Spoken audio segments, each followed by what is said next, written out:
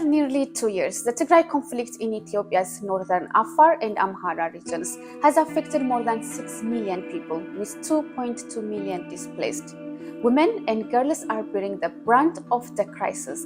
On this edition of Our Voices, we will examine what's being done for the millions of people who are displaced in Ethiopia and want to return to their villages, homes, and lives.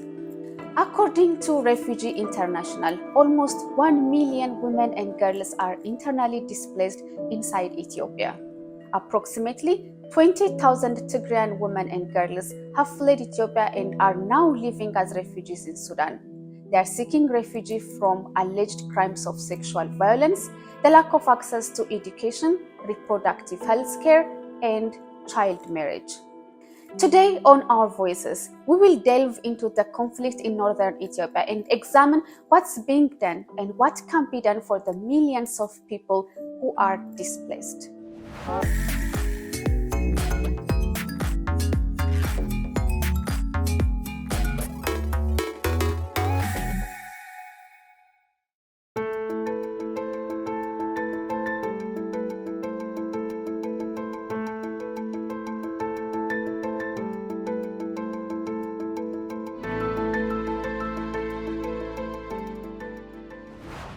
Hello, I am Semenyu Shekoya and this is Our Voices. The violence may have stopped in many parts of Ethiopia's Afar region, but residents forced to leave their homes due to fighting and occupation say they cannot return and feel safe. Displaced people from the neighboring Afar region say attacks on their towns have left their lives destroyed too. Linda Giftage reports from Samara, Ethiopia. This camp is one of many in Ethiopia's Afar region where the UN estimates some 700,000 people have been displaced by violence tied to the civil conflict in the Tigray region. Some of those displaced are sheltering here, about 100 kilometers from the region's capital of Samara. The Afar region had long-standing close ties with the Tigray region, so when forces aligned with the Tigray People's Liberation Front attacked, residents were taken by surprise. We were asleep. We heard shots from heavy machine guns. We woke up in a war zone. Our husbands and children were scattered. We left our homes because of the heavy fighting in our livelihood. She says she fled with 3 of her children, all under the age of 5, with nothing but the clothes on their back. They, like other displaced people, now rely on food aid. She's heard from those who stayed in the Afar region where the Tigrayan forces attacked that the grocery store she owned was ransacked and destroyed, as was her family's home in Konaba. How can we go back to Konaba?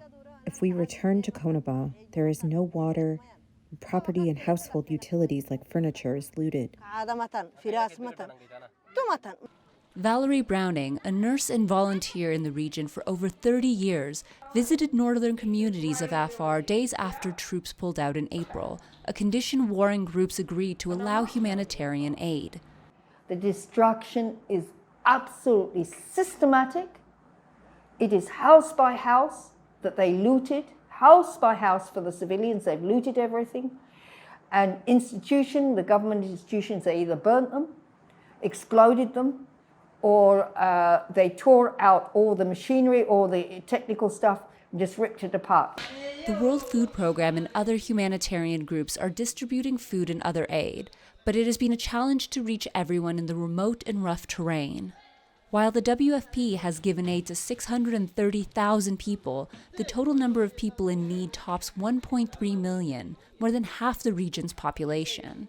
There are also longer-term concerns. We have to think of what happens after this. When people go back, how are they going to provide for their children? So we need support from the donors, especially for funding, for us to provide support to the households in terms of livelihoods. Preliminary assessments by the Afar regional government have determined that about 20 billion Ethiopian birr, or $388 million worth of damage has been done. There is no water, health facilities, or schools functioning in many areas. To return the community, we have to put in place the infrastructure is needed. We do have very limited capacity to undertake all this recovery and the reconstruction activities. So I urge the international community to grab us an attention and even mobilize resources. The World Bank has already provided funds to help the country rebuild, but Hussein says more help is needed for people like Ismail to go home safely. Linda Giftash for VOA News, Samara, Ethiopia. The largest aid convoy to reach Ethiopia's conflict-ridden Tigray region since the declaration of the truce in March has arrived.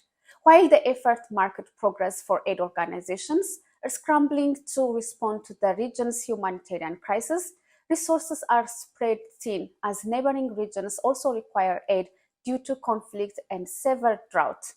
Here again is Linda Giftage reporting from Samara. 15,000 metric tons of food and other life-saving supplies have made it to Ethiopia's Tigray region as of this week, and more is on the way according to the UN World Food Programme. Although critical supplies were still getting in via air, the region was cut off by road from humanitarian assistance for more than 3 months because of the war between Ethiopia's federal government and the rebel Tigray People's Liberation Front. The conflict has left 4.8 million people facing hunger, the UN says.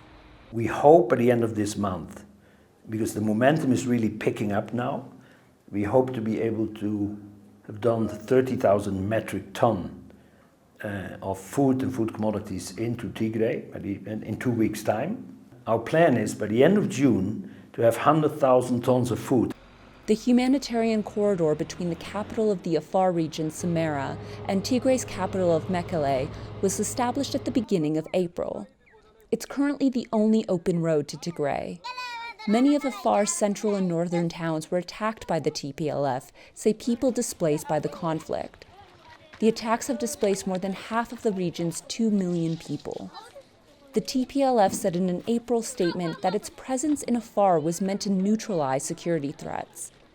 In January, it said Afar forces had also launched incursions into Tigray and were blocking humanitarian aid from entering the region.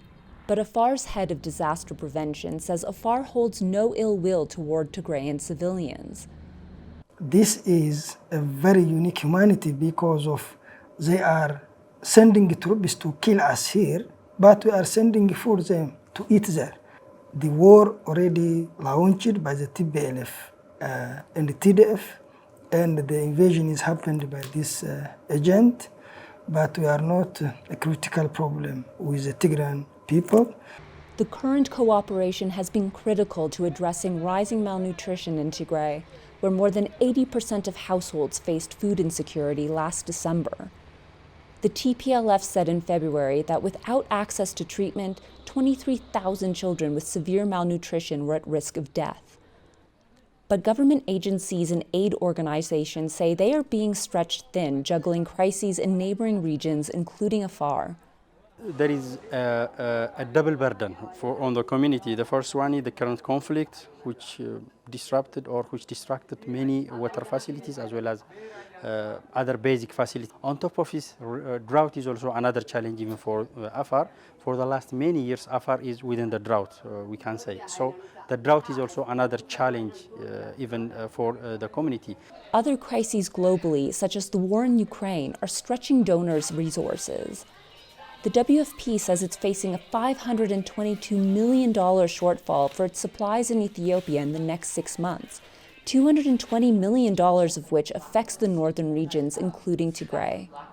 But we are running out of resources very fast. So our nightmare is that we have created that positive environment. We're using those corridors that are open, but we have to stop. So everything goes back to where it was before April. Aid workers say they are not slowing down.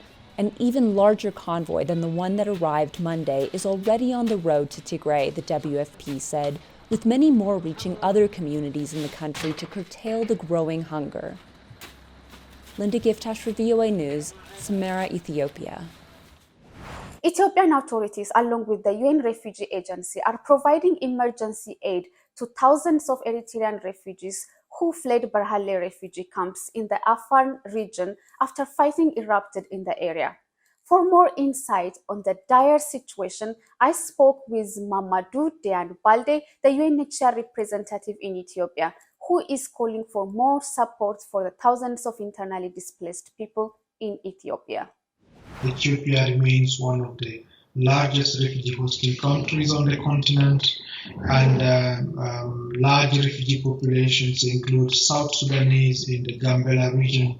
They include Somali refugees in the Somali region of Ethiopia, Eritrean refugees in the Tigray, but also in Afar. The refugees have been directly as well as indirectly affected by the conflict, putting lives at risk, protection at risk, violating rights, but also taking away lives and livelihoods that people who had fled persecution and conflict, who had found protection and solutions opportunities in Ethiopia, who have been again affected. I saw a report that the number of IDPs in 2021 as a world record of displacement in a single year. Is that correct? And if so, what are the numbers, and really what are the challenges these people are facing within the country? The numbers of internally displaced persons has indeed increased significantly. And I would say behind each one of these numbers, you have a family, you have an individual, people who have been affected by the situation. You find them in Afar, you find them in Amhara, you find them in Tigray, Benishangul, in Oromia. So in the Somali region. These are all regions I have visited, and I can say to you that their needs range from access to documentation to basic needs, support, shelter, and living, but also the ultimate, I would say, need for these groups, in addition to the impact also of the drought and the additional effect affecting the lives, particularly in Afar and Somali regions. So the ultimate need is really peace and solutions in their areas of origin. As UNHCR and as part of the United Nations Humanitarian Country Team, these are the efforts we deploy, and we also work in tandem with development organizations. Things take time, the needs are still many, dire. You spoke about millions, and I can say to you that, again, in several areas, the numbers keep growing. The other issue, I think, has been funding. Funding has been an issue for many humanitarian workers and organizations. And what really makes that a challenge, and how is that affecting your assistance, especially since IDPs don't receive the same attention as refugees who cross borders? When it comes to UNHCR in particular, we are only at 19% of our overall need to support the refugees and IDPs we have in this generous country. And as you can imagine, we are already mid of the year. And if you are only at 19%, you can imagine the limited level of support that you are providing the refugees and the internally displaced persons, and the impact of that on risk to child protection, the risk to gender-based violence. It is absolutely vital to get the right support, the right amount of support. We know that donors are doing their best. We know that the needs are many across the continent, but also globally. But I would say it will be a failure from all of us if we do not support much better the refugees and internally displaced persons in this country. 19% is a very low number given the situation, and in addition to the conflict, as the drought keeps increasing, a lot of people are getting displaced, especially in Somalia and Oromia region. So if the amount of funding you are requiring is not met, what's going to happen? The impact, as is again on the physical conditions of the persons themselves.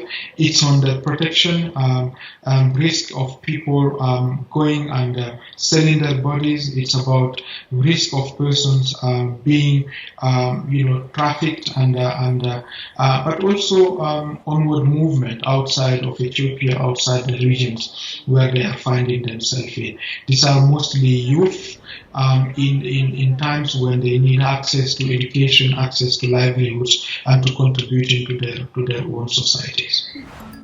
We are going to have a quick break. When we return, we will hear from 14 women who share their stories of survival after allegedly being sexually assaulted by soldiers during the Tigray People's Liberation Front occupation of Ethiopia's Afar region, and later ostracized by their communities. We'll be right back. Empowerment and humanity towards a better world. Economic and social progress of every society. Facts and information from key players rather than spectators in politics, business, science and technology. City, rural, educated, all underprivileged. We care and we listen to what matters to you. Your voices are our voices.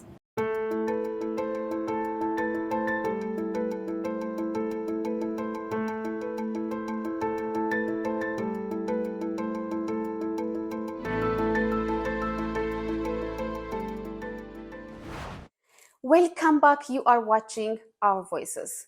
Since Ethiopian government's war with Tigrayan rebels erupted in November 2020, rape has reportedly been used as a weapon by both sides. VOA interviewed 14 women in northern Amhara region who say they have endured horrific sexual assaults by Tigrayan fighters and have been excluded by their communities as a result. Henry Wickens reports from northern Wallo, Ethiopia. The Ethiopian highlands, stark in their beauty and largely peaceful since the civil war here ended in December. But beneath the surface there is trauma and pain. Women tell stories of rape by occupying forces with the Tigray People's Liberation Front, or the TPLF, between August and November last year. VOA spoke to 14 women in the towns of Mersa, Weldia, Gashena and villages close to the town of Lalibela. They asked VOA to protect their identities due to security concerns. One survivor is in her 70s. He asked me to go to sleep with him, and I begged him not to. Why on earth would you want to do this? I replied. You are young, and I am old enough to be your mother. A mother of 6 children says the fighters kept her for days.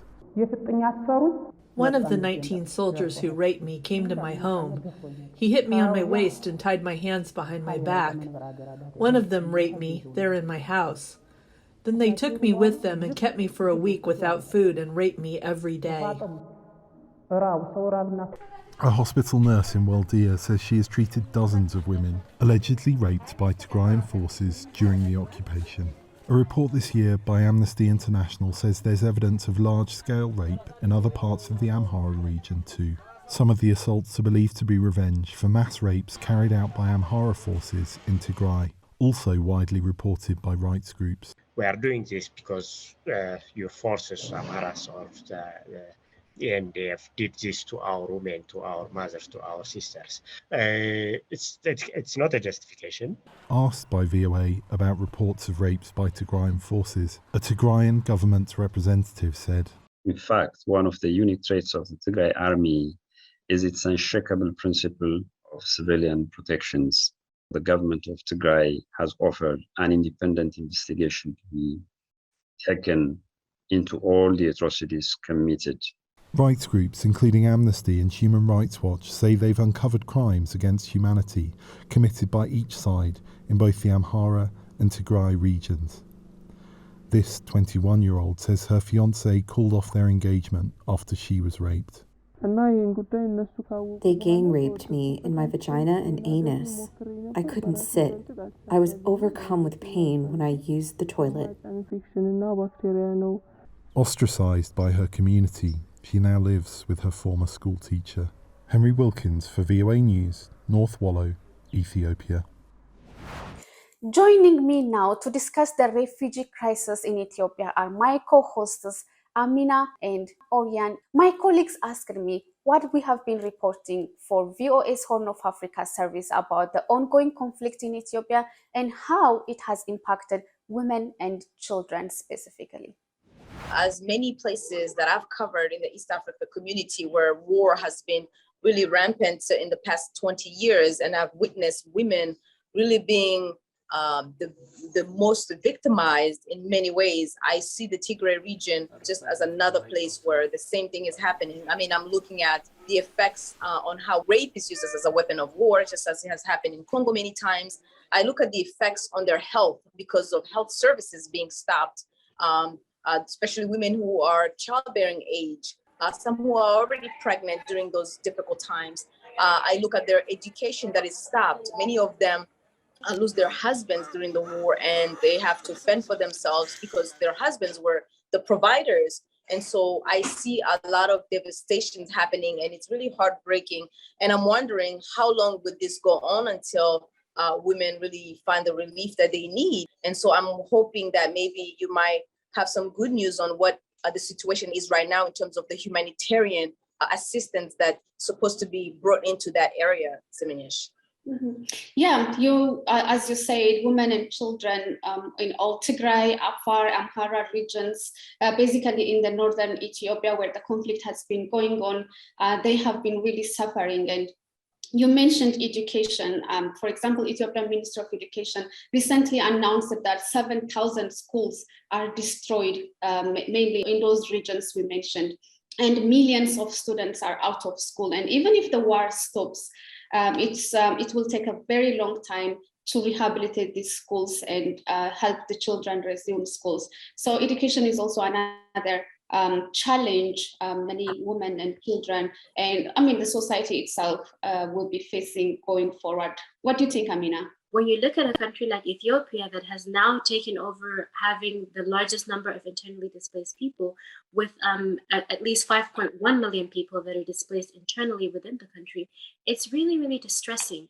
And even more so, it is really challenging for humanitarian efforts to reach these people. Number one, you have the issue of safety. The people who are volunteering or the people who are being paid to go and help these people, their safety is at risk. You look at infrastructure, just the roads alone that's going to take them to these regions like Tigray and Afar, they're almost non-existent, right? And they have that much more challenge. And whether we like it or not, the war in Ukraine and Russia is affecting the outcome of the situation. It makes me wonder, what would be the easiest way out? These are the great obstacles that are hindering all kinds of efforts to help these displaced women, children, and men, millions of people that are living in shelters currently. And that's what we have been also trying to cover within the Horn of Africa service. We've been trying to bring people directly affected by this war conflict, also who don't have access to health services, education services.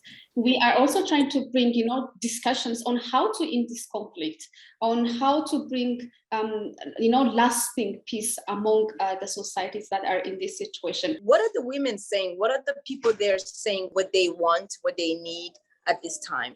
First of all, these people are glad that they at least have a way of communicating their challenges and what they expect. So what they tell us is basically, the basic necessities. They need food, they need shelter, they need safety. These are the basic things people in shelters need right now. They want this conflict to end so that they can be able to go back to their respective villages, to their homes, and to their lives. It's time for another break. But first, what more can be done to assist women and girls in northern Ethiopia who have been subjected to violence and abuse due to the conflict? Please share your thoughts on our social media platforms. We are on Facebook, Instagram, and Twitter, and our handles are at VOA Our Voices. We are also on WhatsApp, and our number is on your screen. When we return, we will introduce you to a former refugee who is rallying for support for displaced persons in northern Ethiopia as a volunteer social worker. That's coming up in our Women to Watch segment. We'll be right back.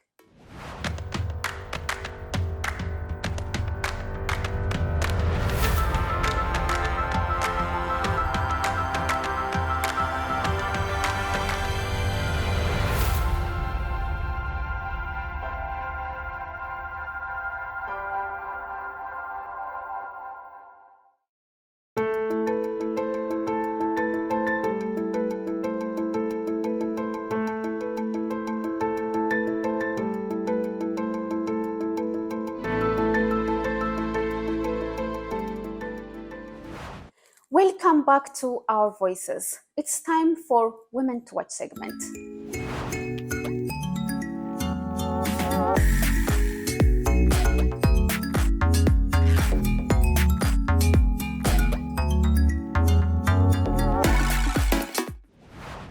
Mabrat is a former refugee who is now a volunteer social worker, rallying for support and counseling those forcibly displaced by the conflict in northern Ethiopia. Mabrat knows what it means to leave everything behind. I have seen in the road many things before I come. But as Mabrat works to rebuild her own life, she is also serving others as a social worker in a shelter for displaced people. As a social work, my work is to protect people. Maybe if they need this hospital, maybe if they need this food, maybe if they need this everything to help them. UNHCR established 57 protection desks across the region, providing support and counseling to thousands of those displaced. They need this food, they need this shelter, they need this clothes, they need this shoes. But the main thing, if we say, there is a shortage of medicine here. Mabrat is one of 100 social workers doing what they can to help. But the need of the nearly 2 million displaced people are staggering. UNHCR and humanitarian partners urgently need better access to help those displaced and alleviate their suffering. Once a refugee, now a UNHCR volunteer social worker. What a turnaround. Do you know any women who are working with refugees or internally displaced persons on the continent? If you do, please let us know and share your comments using the hashtag VOA Our Voices. That's our show for this week. And if you want the latest news on refugee crisis in Ethiopia, visit our website voaafrica.com. On behalf of the Voice of America and my Our Voices colleagues, I am Simone Shekoye. Thanks for watching.